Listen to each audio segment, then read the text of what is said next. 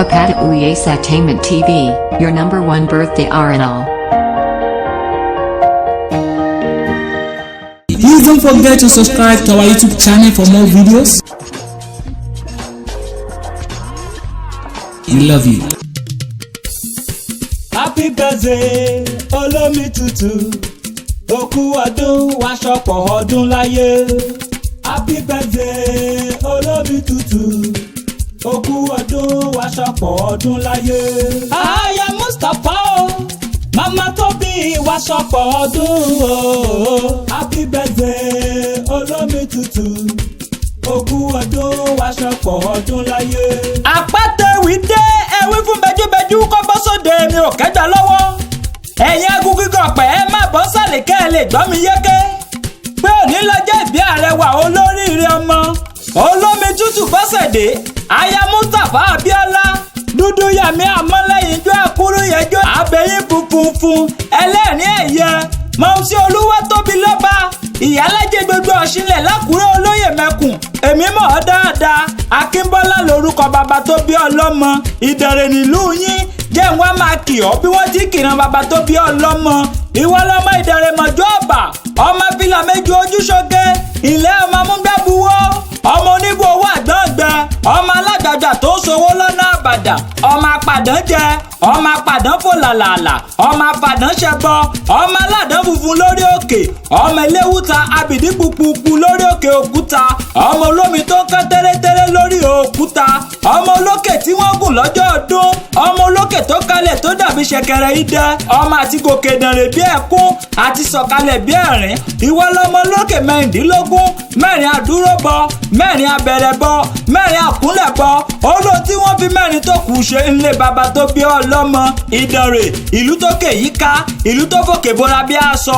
Ọ̀yọ́ nílé balógun àlẹ́ ìlọ níṣe ilé ọkọ tó fẹ́. Ìwọ láyé Ọ̀yọ́ mọ láàfin odò pàṣẹ kẹrẹmọdé ọmọ Àtìbà. Ìdànrè náà níṣe lé ìyá ọkọ rẹ. Ìwọ láyé ọwọ́ aya ẹkùn, aya wọnà wọ̀fin. Aya rẹ nílé Mustapha Abíọ́lá ọ̀sọ́mọ Ìdànrè sọmọ Ọ̀yọ́. Ọkọ rẹ ní ike ọ gidigidi.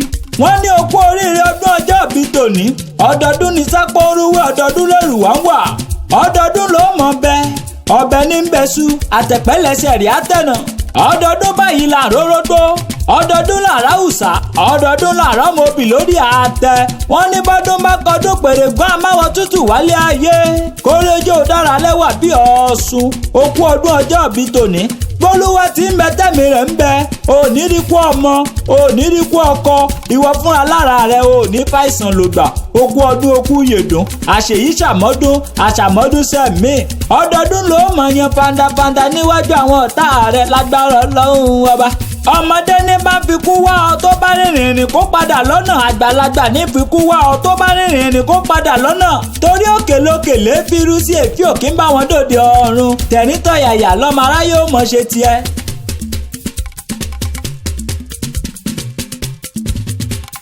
Àwọ̀ títò tó bá mú wáyé ni tòtó mú padà lọ sóde ọ̀run. Okú ọdún o, okú yèdùn. I wish you long life and prosperity. Happy birthday, Olomi Tutu. Okú ọdún wa ṣọ̀pọ̀ ọdún láyé. Happy birthday, Olomi Tutu. Okú ọdún wa ṣọ̀pọ̀ ọdún láyé. Aya Mustapha o. Mama Tobi wa ṣọ̀pọ̀ ọdún o. Happy birthday, Olomi Tutu. Okú ọdún wa ṣọ̀pọ̀ ọdún láyé. Thank you for watching our video and follow us on Instagram, Twitter and Facebook at Apata Ewi. Please don't forget to subscribe to our YouTube channel for more videos. We love you.